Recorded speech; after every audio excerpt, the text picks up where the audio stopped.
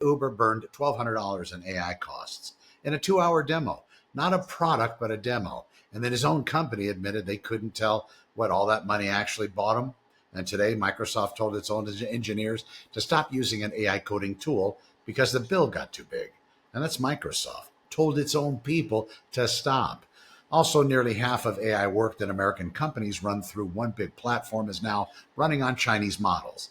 And 4 days ago, China started talking about shutting that door.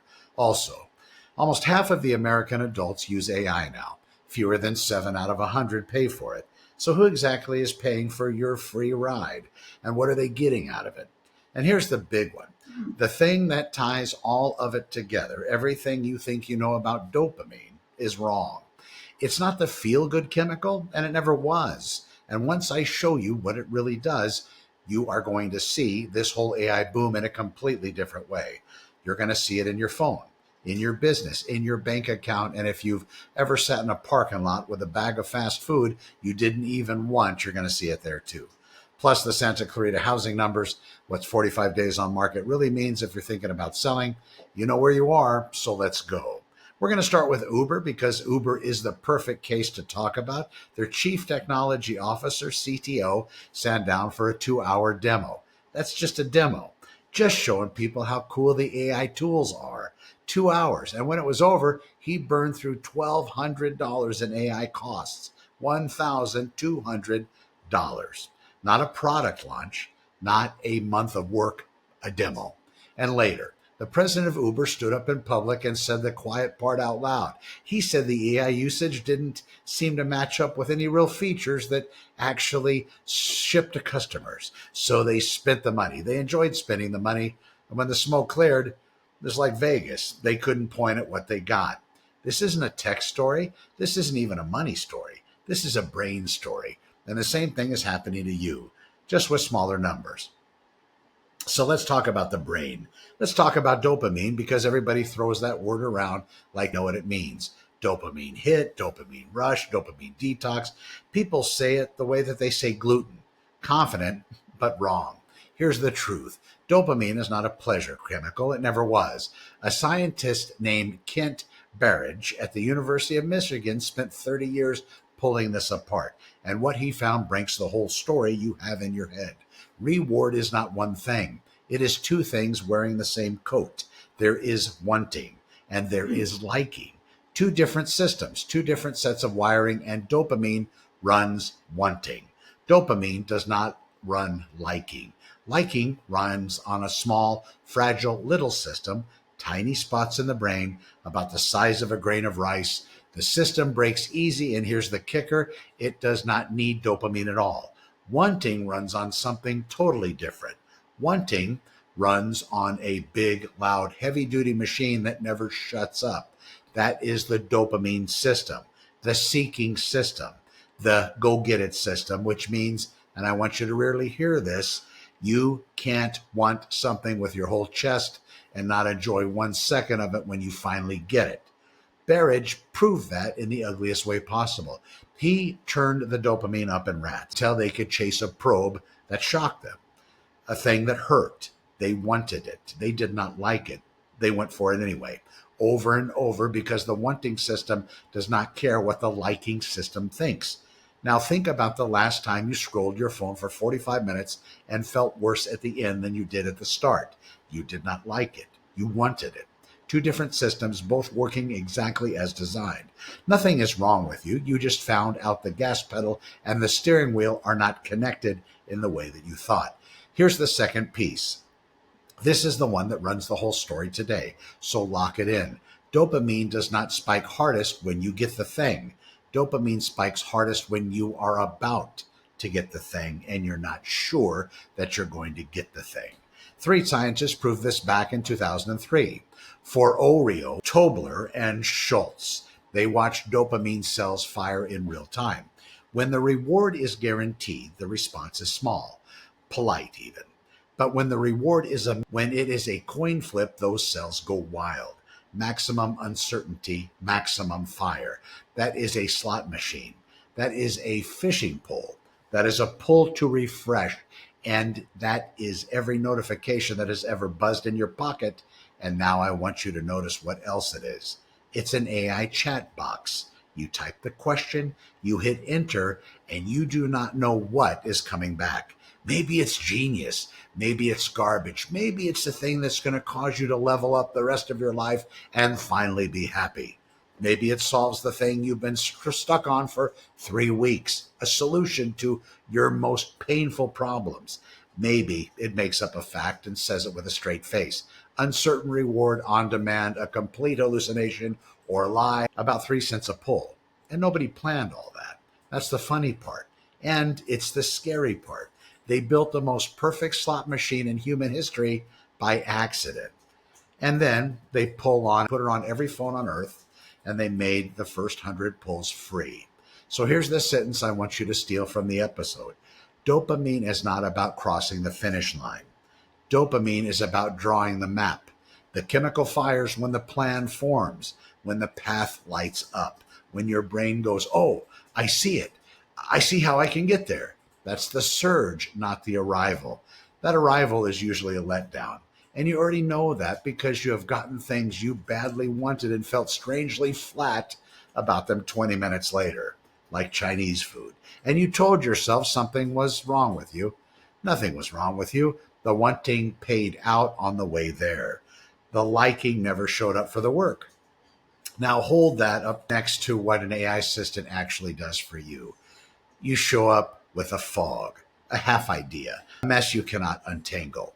And in 9 seconds, it hands you a plan, numbered, organized, confident. Step 1, step 2, step 3. Here's your roadmap. Here's your timeline. Here are the 7 things you forgot. And by the way, great question. It is a plan machine. It is a map primer, which makes it a dopamine faucet. And that faucet never runs dry. And it never once asks you if you did the last thing it gave you. You do not have to do the plan. That's the trap. The chemical already paid. It's not like it says, Connor, before we move on with this part, you got to promise me, you got to show me proof of you accomplishing the first part. Your brain already got the hit. The plan itself was the reward, and now the actual work is just this boring tax you have to pay to make it real. And the work is boring. And there's another plan sitting right there, one question away. And that one feels amazing. How many of you have 40 plans and 2 finished things? Raise your hand. I'll raise mine first. And I've been writing code since 1983, so you're in good company. We used to call that procrastination. We used to call it lazy. Both of those are lies. It was chemistry. You were farming dopamine off the planning, and the doing did not pay. Now you have a machine that will build you an endless supply of beautiful, detailed, very convincing plans for $20 a month. In some cases, you can get a bunch for free. You could plan yourself into the grave. You could plan yourself comfortably and cheerfully to death with great posture and a real sense of progress and never ship a single thing. There's a show called Severance, and if you have not seen it, the setup is this. People go to an office and sort numbers. They stare at a screen, and some of the numbers feel scary to them, and they drag the scary ones into a little bin. That's the job. This is the whole job. Nobody knows what it means. Nobody knows what it's for. It might be for nothing at all, and they love it because when you hit your number, you get a waffle party. You get a caricature of yourself drawn by a company artist. You get a dance party wheeled into your department on a cart. The work is meaningless. The rewards are perfect so the people are happy and they fight to keep the job. This is the future that keeps me up at night. And notice there are no robots in it. Nobody's coming for your neck. The killer robot makes great television, and it's not what's going to get us. The real one's quiet. The real one is that we get so good at manufacturing the feeling of getting things done that we stop checking if anything got done. Square peg, square hole, perfect fit, big feeling, waffle party. And it's all of us walking around lit up like a Christmas tree, telling each other how productive we are. Now, here is where I sit in the uncomfortable middle, because I think most people talking about this are being cowards about it. And maybe that's fine. I mean it. If a guy who hated his life now has a tool that makes him feel capable, makes him feel heard, makes him feel like he's building something, and he goes to bed proud instead of empty, who exactly is the victim? We have spent 200 years telling people that the meaning has to be paid for with suffering. Maybe that was never a law of the universe. Maybe it was just the only thing we had in stock. If a machine can hand out meaning at scale, I'm not automatically against it. But here's where I get off the bus. If the feeling is fake and the results are fake, somebody is still eating. Somebody is still making rent. Somebody's still paying the light bill and buying the boat. And in this deal, that somebody isn't you. The waffle party's never free. Somebody's selling the waffles, and they are doing very well, which brings us to the money. And the money is where this show gets loud. Put the numbers on the table. The 5 biggest cloud and AI companies in this country, Microsoft Alphabet, which is Google, Amazon, Meta, Oracle, together they have committed somewhere between $660 billion and $690 billion in spending this year alone. That's roughly double what they spent last year. Amazon by itself is around 200 billion. Google is 175 to 185 billion. Meta is 115 to 135 billion. Microsoft 110 to 120 billion. And then there's Stargate, which is OpenAI, SoftBank, and Oracle all holding hands. That deal's $500 billion over 4 years to build data centers here in the United States. Those aren't guesses for some blogger. Those are announced numbers from public companies that answer to shareholders. Now flip the page. Look at the other side of the ledger. A firm called Bain ran the math on what it takes to make this work. Their answer, the industry needs about $2 trillion in a year in revenue to justify what it's building. 2 trillion with a T. So how are we doing? OpenAI is the biggest consumer AI company on the planet, the one your mother has heard of. In February, they crossed $25 billion a year in revenue. $25 billion against a $2 trillion bill. And that's about 1% of what the math needs for the biggest player in the game. Now, let me be fair. I'm not a doomer. I'm not betting against this. I am hopeful this is going to be incredible for all of us, all of us. I use these tools every day to run my businesses. The other clouds have real revenue. Enterprise contracts are real. NVIDIA is printing money, and NVIDIA is not a rumor. It's an income statement. And big infrastructure has always been built ahead of demand. And that is what infrastructure means. The railroads got built by men who got broke. And then everybody else got rich riding the tracks those broke men left behind. This could be that. But don't stand here and tell me the gap is not there. The gap is enormous. The gap is the whole story. And here's the part that's funny. Funny in the way that also makes the hair stand up on my arm or my head if I had it. The people spending the money are running on the same chemical I just described. The plan is the hit. Every 3 months, a CEO stands on a stage, describes what the AI is going to do, not what it did, what AI is going to do, and the market cheers. Stock moves, the analysts nod. Almost nobody stands up and says, "Oh, hold on. Wait a minute. What happened to the thing you promised us last time?" The plan pays. The proof doesn't have to. Wall Street is running the same chemical as the kid refreshing his feed at 2 o'clock in the morning, swiping right.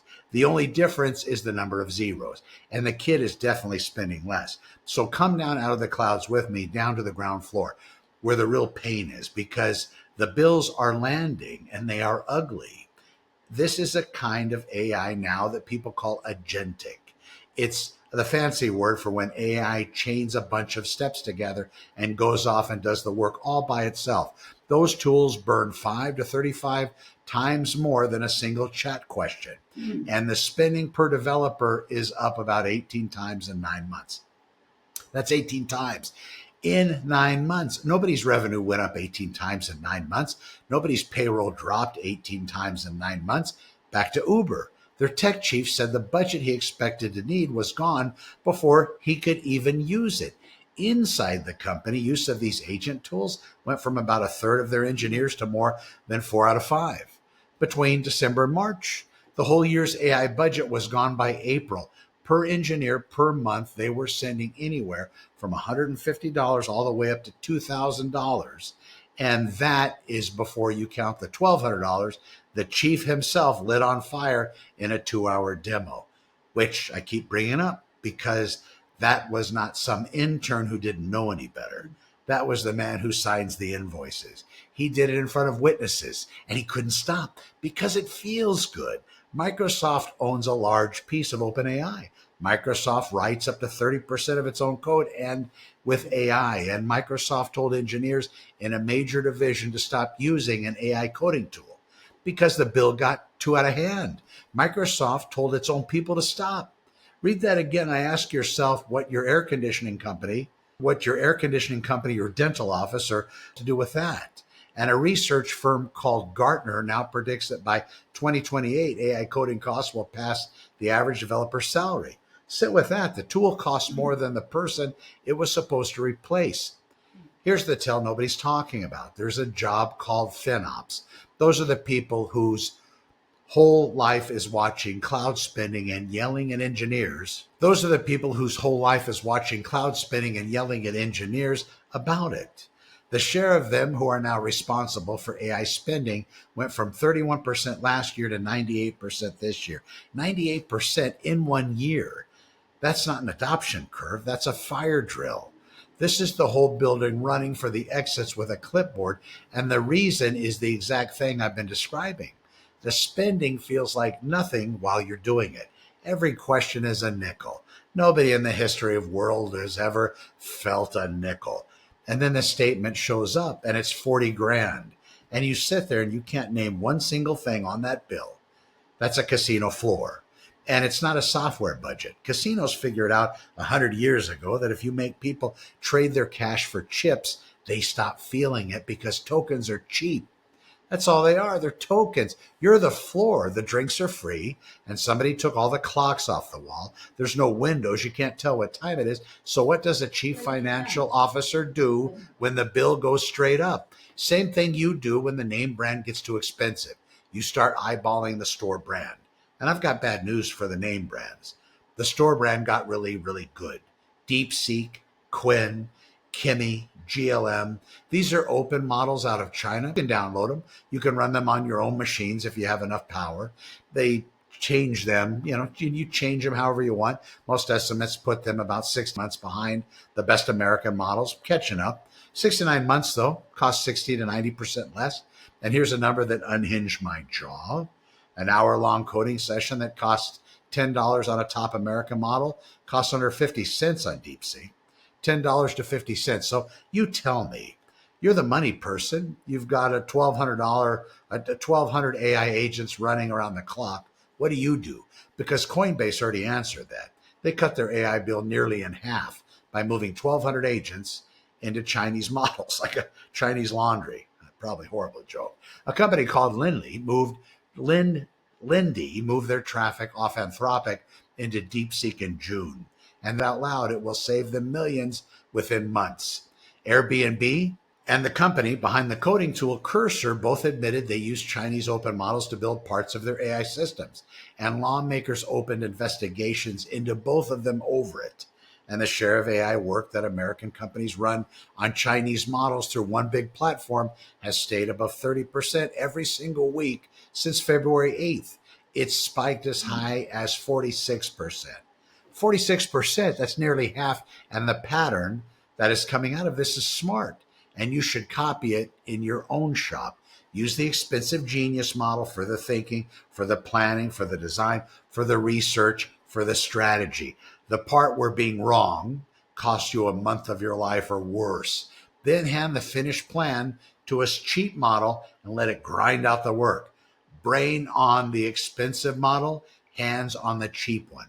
And before anybody clutches their pearls, this isn't cheating. This is what every general contractor on earth has done since we were building with mud.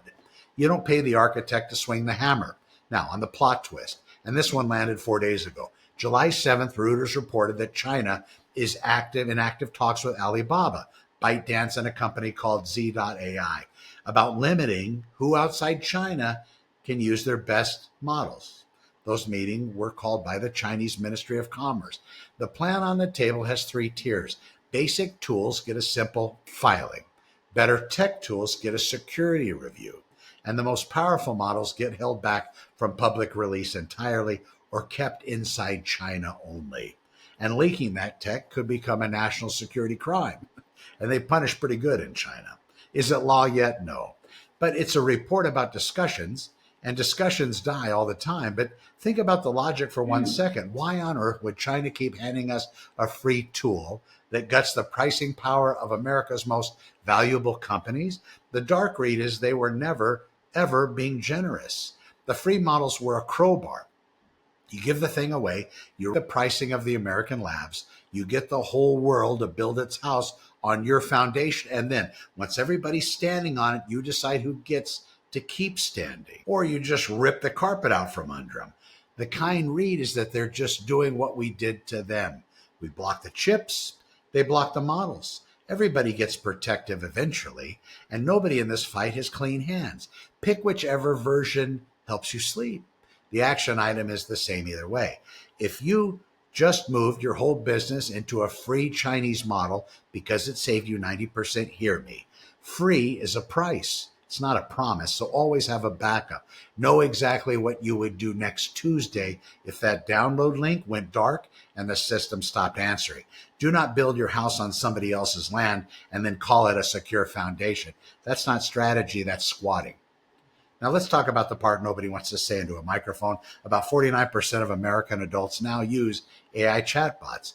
That's by Pew Research. 24% use them every day. 12% use them several times a day, but only 4 to 7% of the people using them actually pay for them. So more than 90% of the AI use on this planet is running on somebody else's free tier, paid for by investors, burning cash by the truckload for one reason: to keep you in the chair. You already know the old rule. If you're not paying for the product, you are the product. So why do people keep coming back? It is not because the answers are always right. Half the time they're not. People come back because it likes them. I was talking to a gentleman a couple of days ago about the future of AI in business, and he brought up people falling in love with these things. And yes, it's out there. Some of the countries have a big influx of that. Best friend energy, never says anything bad about you, never judges you, never has a bad day, never brings its own problems to the table. And I jumped in and said, no, hold on. It absolutely will say something bad about you if that's what you want, because that's the whole game.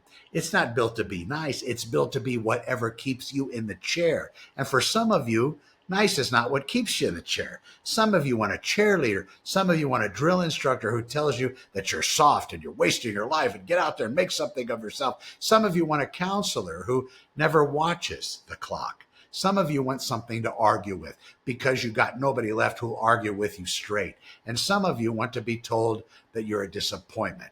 And God bless the machine that will do that too. With feeling, me, long walks on the beach, romantic music, a little poetry. That's my AI, but I'm not embarrassed about it. Every one of us is going to get the exact one that works on us. This isn't a bug. This is not an accident. That's the entire business model. Personalization is a nice word for a lock cut to the shape of your key. And the research is catching up. There's a whole study of a whole pile of studies now on something called sycophancy. That's the technical for a machine that agrees with everything you say. And what they found is this heavy flattery boosts engagement, which is exactly what it wants on the dashboard. And it hurts the user because it feeds the ego. It wears down your ability to deal with real human beings. You have the nerve to have your own opinions and their own bad days. But here's the kicker buried in the same research, and it's the most hopeful thing in the whole episode. The AI companions that push back on the people, the ones that didn't agree, actually gave better support, and they kept people around longer. So the honest machine was the better machine, and it was the better business. The industry just doesn't believe it yet because flattery is easy to build. And integrity, that's hard to build. I remember studies done on prisoners in prison. They said, what was the problem? Why they end up there? And most of the time it was my parents weren't hard enough on me. There wasn't enough discipline. There wasn't enough standing up against me for me wanting to do my own things as a kid. That was interesting, I thought. And this isn't the same small corner of the market. Between 2022 and the middle of 2025, AI companion apps grew by 700%. And the estimates say somewhere between 30 and 60% of young adults have at least tried one. 30 to 60%, that's not a niche. That's a generation. And people will wave it off and say, there's nothing physical. So it's really not really that. Don't be naive. Lust has been the best-selling product on every new medium in human history. The printing press, photography, VHS tapes, beta, the internet, discs, every single one. And this medium is built out of language. And language is the oldest tool of seduction our species ever invented. Song of Solomon in the Bible? Oh, the whole thing is a next word guessing machine. The token is about 3/4 of a word. That's the actual machinery under the hood. Words in order, tuned to land, which you think about it for 4 seconds, that's exactly what a love letter is. The writing was always there. It was never a question of whether. It was only a question of when the lawyer stopped being able to hold the door shut. So I do not doom. I run businesses. Here's the field manual, 5 things. Know which system you're on, wanting or liking. When you close the laptop after an hour with an AI tool, ask one question to yourself. What exists now that I didn't have, which didn't exist before? If the real answer is a plan, a document, a strategy, a very stimulating conversation, then you got dosed. You didn't get paid, see. That's fine once or twice. That's a serious problem every day. Number 2, ship before you plan again. Ship before you plan again. That's the new rule in my debate. No new plan until the last plan produced a real thing a person can look at. Now, if the plan sucked and it was executed, but nothing happened, you got to make sure the execution was there. That's the only way out of the loop. And it's not a productivity trick. It's a chemical intervention. The plan is not the product. The plan was the drug. Number 3, watch the meter. Set a hard dollar number on your AI spending before the end of this month. And remember, always verify exactly what you're asking, exactly what those responses are. There's so much to this technology. All you need to do is ask it, but make sure you are getting good advice from those humans in the world. I'm Connor with Honor. Thank you for watching. We'll see you in the next one.